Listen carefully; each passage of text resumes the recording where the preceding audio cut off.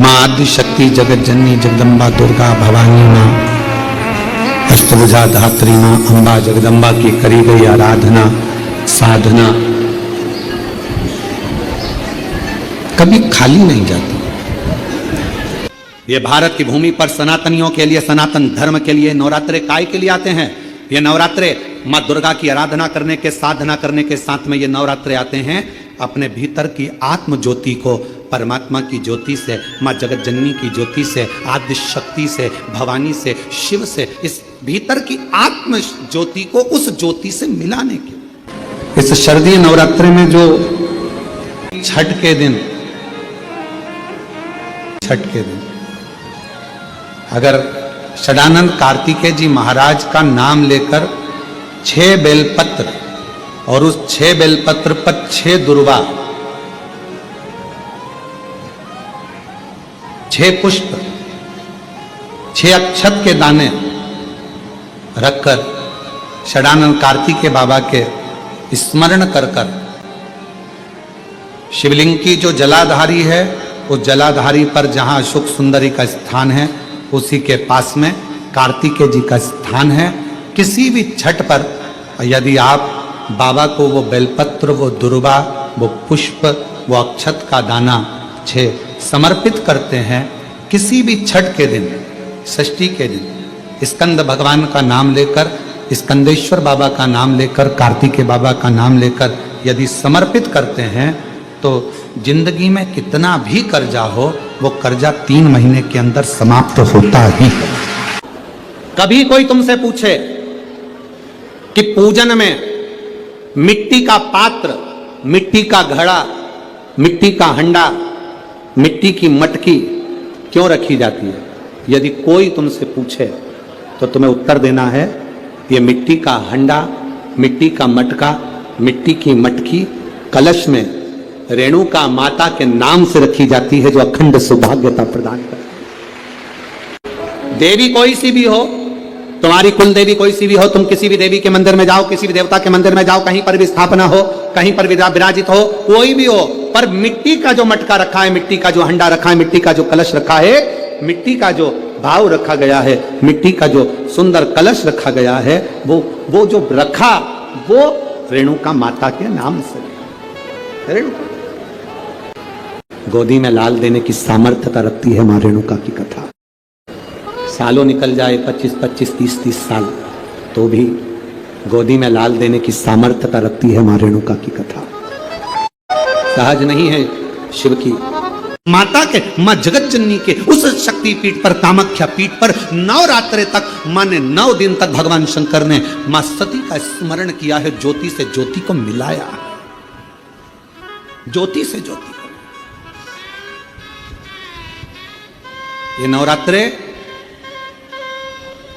ये नवरात्र काय के लिए आते हैं? एक नारी का सम्मान करने के लिए। ये नवरात्र काय के लिए आते हैं? एक नारी के भीतर भी देवी की आराधना, शक्ति की साधना का प्रणाम करने के, नमन करने के। ये नवरात्र काय के लिए आते हैं? एक छोटी सी छोटी लड़की में भी, कन्या में भी उस आद्य शक्ति मां जगत जननी दुर्गा उमा का दर्शन करने के। भगवान ने तो नवरात्रि करे कामाख्या पीठ पर, तब भगवान नारायण के पास में पृथ्वी देवी ने जाकर विनय करा, हे श्री हरि, हे श्री कृपा कृपा। मस्तिष्क का ये जो भार है, इस भार को समाप्त करिए, समाप्त, मेरे मस्तिष्क के भार को समाप्त करिए। भगवान नारायण ने पूछा पृथ्वी देवी से, क्या बात है, क्या हुआ? तो कहा कि ये धूम्रलोचन बड़ा परेशान कर रहा है, दब कर चलाता है, बहुत तकलीफ देता है, सब नष्ट कर दिया इसने, सब। अब उसी समय पर भगवान नारायण ने कहा कि देवी ये बताओ कि इसको समाप्त कौन कर सकता है? तो क्या इनको समाप्त तो केवल एक भगवान देवाधिदेव महादेव की जो अर्धांगिनी है मां आदिशक्ति दुर्गा भवानी, मां जगदम्बा ही इसको समाप्त कर सकती है, और कोई केवल वह। तुम ही जग की माता, तुम ही हो मैया, तुम ही हो भक्तन के दुख हरता, संकट के दुख हरता सुख संपत्ति करता। ओम जय अम्बे गौरी जय अम्बे गौरी मैया जय श्यामा गौरी तुमको निश दिन ध्यान मैया जी को निश दिन ध्यान हरि ब्रह्मा शिव जी ओम जय अम्बे गौरी। कौन मारेगा? कहा केवल एक दुर्गा भवानी आदि शक्ति जगतजननी जगदम्बा ही इसको मार सकती है और कोई नहीं। भगवान नारायण ने उसी समय पर तप करना प्रारंभ करा, तब साधना करना प्रारंभ करी और भगवान विष्णु ने मां दुर्गा भवानी को प्रसन्न करने के लिए पुष्प से मां जगतजननी की आराधना करी, पुष्प से, कुमकुम से, हल्दी से जो आराधना करी मां जगतजननी जगदम्बा अम्बा ने, परम्बा ने जैसे ही धूमलोचन को देखा और धूमलोचन ने आकर कहा कि तुम्हें शुंभ ने बुलाया है, चलो अभी की अभी, और मां को क्रोध आ गया और जो धूमलोचन किसी से नहीं मरता उसको मां जगतजननी ने मार, मां जगतजननी जगदम्बा, मां आदिशक्ति, मां दुर्गा भवानी जगतजननी जगदम्बा अम्बा। क्यों ना मेरी मां जगतजननी कृपा करे।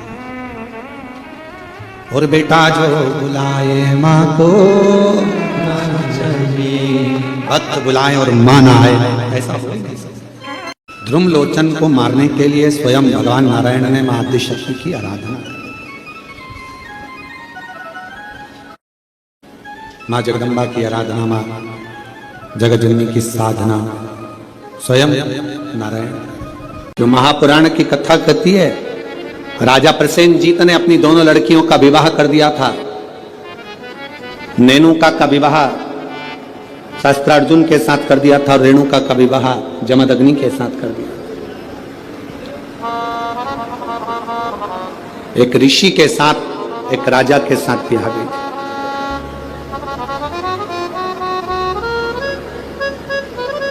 मां रेणुका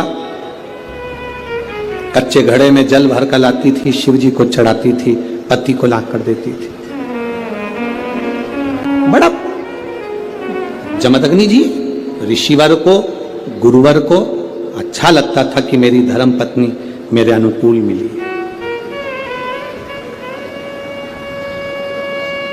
रेणुका कच्चे घड़े में जल लेकर आ गई, शिव जी को अभिषेक के लिए जमदग्नि जी को दे रही हैं, अपने पति को। रेणुका ने कहा मैं मट्टी का घड़ा बनाकर शिव जी को छुआ कर अपने पास ले लेते। शंकर को छुआ, कौन सा घड़ा,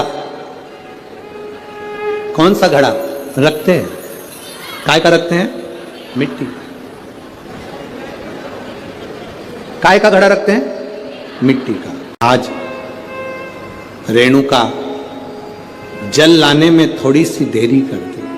माता रेणुका के 5 पुत्र हैं, उसमें सबसे छोटे परशुराम जी हैं, सबसे छोटे।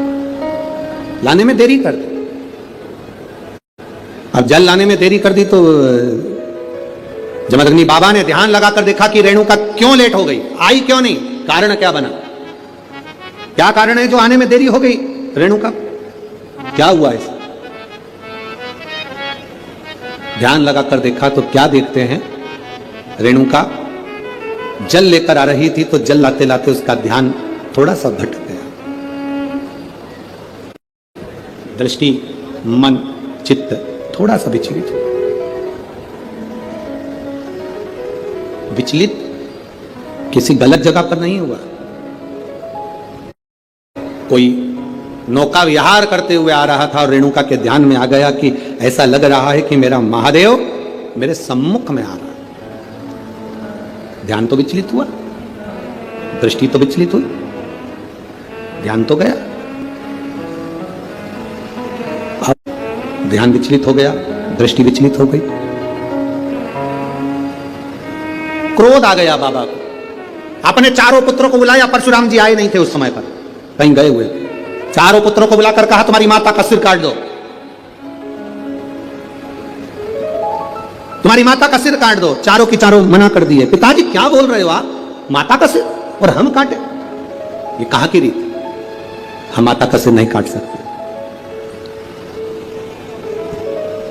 हम हमारी माता का सिर नहीं काट सकते पिताजी।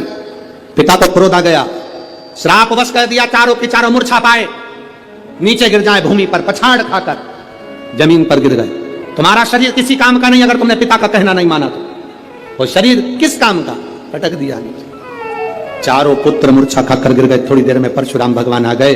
परशुराम जी आए, आते से उन्होंने देखा कि मेरे चारों भाई पड़े हैं। पूछ लिया पिताजी से, पिताजी ये चारों को क्या हो गया? तुम्हारे पिता तुरंत कहा, तुम्हारे भाइयों ने मेरा कहना नहीं माना, इसलिए उनको मैंने श्रापवश यहां पटक दिया है। उनका शरीर बेकार हो गया, उनका शरीर काम का नहीं, मूर्छा में चले गए, उनको शुद्धता नहीं रही, शुद्धता पटक दिया।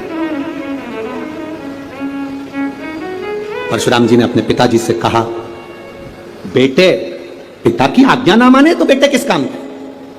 पर आज्ञा क्या करी आपने? आप क्या चाहते हो वो बोलो ना। पिताजी ने कहा, ले परशुराम ये फरसा ले और तेरी मां का गला काट दे, शीश काट दे, उतार शीश। परशुराम जी ने पूछा कि मैं शीश काट दूं? हाँ। हाथ में फरसा लिया परशुराम जी ने और एक बार भी अपने पिताजी से यह नहीं पूछा कि तुम क्यों कह रहे हो इस मां को मारने के लिए। एक बार भी नहीं पूछा। पिता की आज्ञा है, स्वीकार करूंगा, पिता की आज्ञा है, स्वीकार करूंगा। जरा विचार करिएगा, अपनी चित्त वृत्ति में लेकर आइएगा इस बात को। एक पिता आज के बेटे से कहता है कि मुझे एक गिलास पानी लाकर दे दो, और बेटा अपनी माता से कह देता है मम्मी पापा को पानी दे दो। रेणुका का शीश कट गया, शीश कटा। जमदग्नि जी प्रसन्न हो गए। पुत्र बड़ा प्रसन्न हूं मैं, वर मांग, तुझे क्या चाहिए? 2 वर दे दो। मांग, एक वर तो ये कि मेरे भाइयों को वापिस मूर्छा से उठा दो, तथास्तु। दूसरा वर मांग ले, मेरी मां को वापिस जिंदा कर दो, वापिस मेरी माता को जिंदा कर दो। जमदग्नि जी ने कहा, यह कभी नहीं हो सकता, यह विधि का लेख मैं नहीं टाल सकता। जो मर गया उसको जिंदा करना यह मेरे बस की बात नहीं। जमदग्नि जी ने कहा, मेरे बस की बात नहीं। वृक्ष से पत्ता टूट गया, उस पत्ते को पेड़ में वापिस जोड़ना यह मेरे बस की बात नहीं है, मैं नहीं जोड़ सकता, मैं इसको जिंदा नहीं कर सकता। परशुराम भगवान की आंख में जल भर गए, मेरी मां रेणुका जीवित कैसे होगी, कैसे जिंदा होगी? पिता जमदग्नि जी ने कहा, सुनो परशुराम, तुम्हारी मां शंकर की भगत है, शिव की उपासना इसने करी है। विधि लिखना यह देवताओं का काम है, भाग्य लिखना यह देवताओं का काम है, पर भाग्य को बदल देना यह महादेव का काम है। भाग्य को अगर कोई बदल सकता है तो वो केवल एक, वो है देव अधिदेव महादेव, दूसरा कोई नहीं बदल सकता। ललाट को बदलेगा कौन? केवल शिव।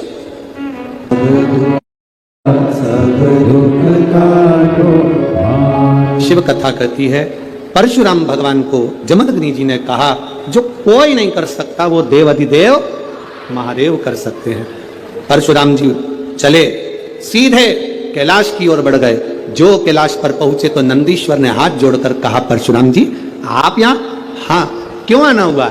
मेरी माता का मैंने सिर काट दिया। माता का सिर? हाँ, मेरी मां रेणुका का सिर कटा, मेरे पिता की आज्ञा थी इसलिए मैंने सिर काटा। तो अब यहां कैलाश पर क्यों आए हो?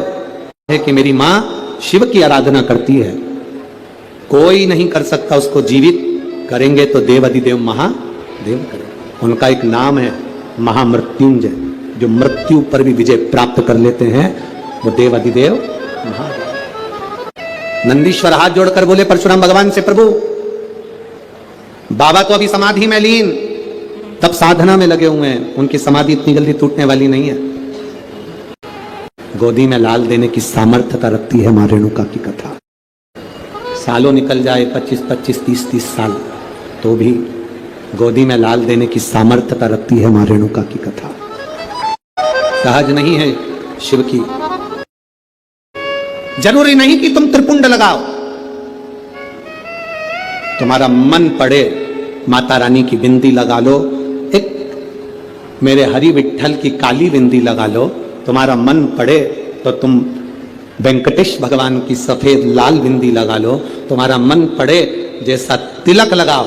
पर सनातन धर्म के अंदर मस्तक पर अगर तिलक है तो ये समझ लेना कि शिव तुम्हारे करीब है।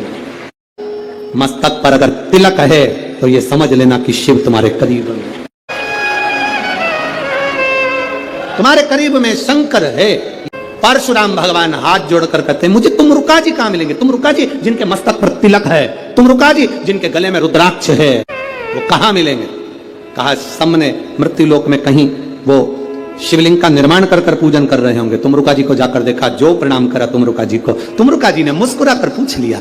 तुमरुका जी, शंकर का जो भक्त होता है बड़ा मुस्कुरा कर आनंद के साथ रहता है, ये मुस्कुराहट होना चाहिए। समय आया हुआ परशुराम जी कहते मेरी मां प्राणों को त्याग दी है, उसको जीवित करना। जीवित कौन करेगा? एक काम करो परशुराम, शंकर भगवान के शिवलिंग की स्थापना करो, पूजन करो। अब परशुराम जी ने शिवलिंग बनाना प्रारंभ करा। बनाते जाएं, पूरा शिवलिंग बन नहीं पाता। बनाते बनाते थक गए, ऐसा शिवलिंग बना जिसका नाम पूरा महादेव हो गया। आज भी मेरठ के पास में परशुराम जी द्वारा निर्मित पूरा महादेव है, जिसकी आकृति ऐसी है कि उसको नीचे से कितना खोदे जाओ मालूम ही नहीं पड़ता कि उसकी अंतिम छोर कहां गया। उसका नाम पूरा महादेव परशुराम जी ने बनाया, परशुराम जी ने निर्माण किया। शिव जी प्रसन्न हो गए, मांगो क्या चाहिए? बाबा मेरी माता को जीवित कर दो। शिव जी कहते हैं तुम्हारी मां तो प्राण छोड़ दी है, वापिस उसके प्राण नहीं आ सकते। मैं पार्वती जी से कहता हूं वो एक अवतार धरकर तुम्हारी माता के रूप में तुम्हारे सम्मुख में आएंगी और तुमने अपनी माता को जीवित करने का प्रयास करा है। रेणुका पार्वती का एक अंश लेकर प्रकट होगी। जो रेणुका की इस कथा को श्रवण करेगा उसकी गोदी में जैसे तुमने अपनी माता को पाया है, जो इस कथा को सुनेगा उस मां की गोद में परशुराम जैसा पुत्र प्राप्त होगा। ये भगवान शिव वर प्रदान करती है। ये रेणुका की कथा, हे रेणुका का सुख, हे रेणुका का सुख। बोल रेणुका माता की, ये रेणुका का सुख है। भगवान शंकर की विरल भक्ति से, भगवान शिव के भजन से, भगवान शंकर की पूजन से, भगवान शंकर के स्मरण से प्राप्त होती। थोड़ा सावधानी से सुनेंगे तो आपको मालूम पड़ेगा कि वो 5 चीजें कौन सी। नंबर पर है भगवान शंकर को जल चढ़ाने वाले पर, भगवान शिव की भक्ति करने वालों पर शिव की ऐसी कृपा होती है, ऐसी करुणा होती है, ऐसी दया होती है कि उनका जो बुरा करने वाले होते हैं,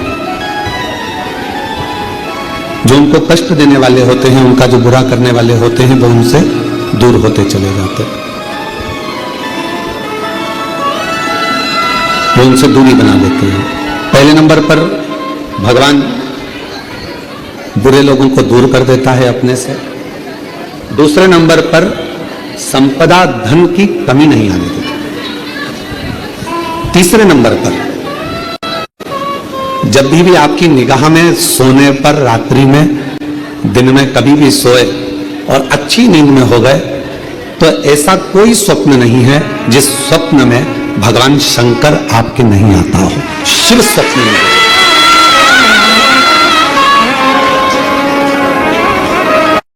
जल चढ़ाने वाले जरा सावधानी से सुनना इन 5 सूत्रों को। ये 5 बातें अपनी जिंदगी में उतार कर रखना कि भगवान शिव जल चढ़ाने वालों को, शंकर भगवान अपने भक्त को, शिव की आराधना करने वालों को, शिव की साधना करने वालों को, शिव की भक्ति करने वालों को भगवान क्या क्या प्रदान करता है। पहले नंबर पर दुख देने वालों को, तकलीफ देने वालों को, बुरा करने वालों को दूर कर देता है। दूसरे नंबर पर जिंदगी में कभी धन की कमी नहीं आने देता मेरा शिव, मेरा शंकर।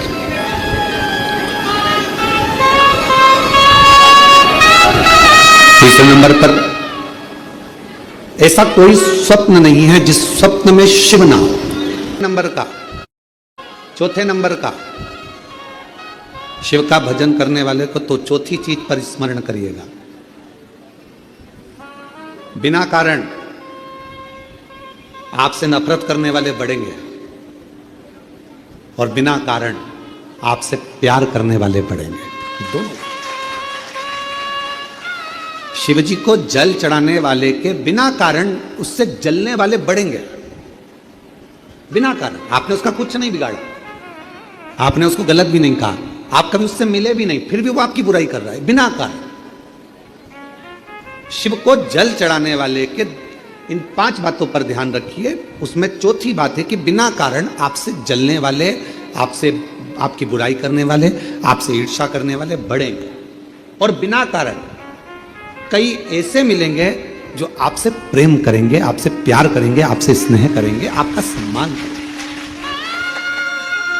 अब शिव महापुराण का ये बात, शिवपुराण की ये बात हमारे थोड़ा समझ में आई तो हमने विचार करा कि इसको जरा ध्यान दिया जाए कि ऐसा क्यों होता है कि बिना कारण जलने वालों की संख्या बढ़ती है, बुराई करने वालों की संख्या बढ़ती है, और बिना कारण प्यार करने वालों की, प्रेम करने वालों की संख्या बढ़ती है।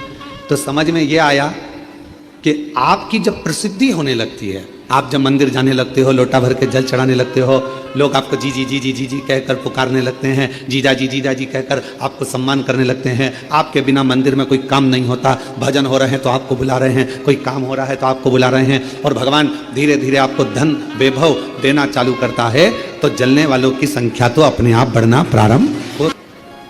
और 5वें नंबर पर है,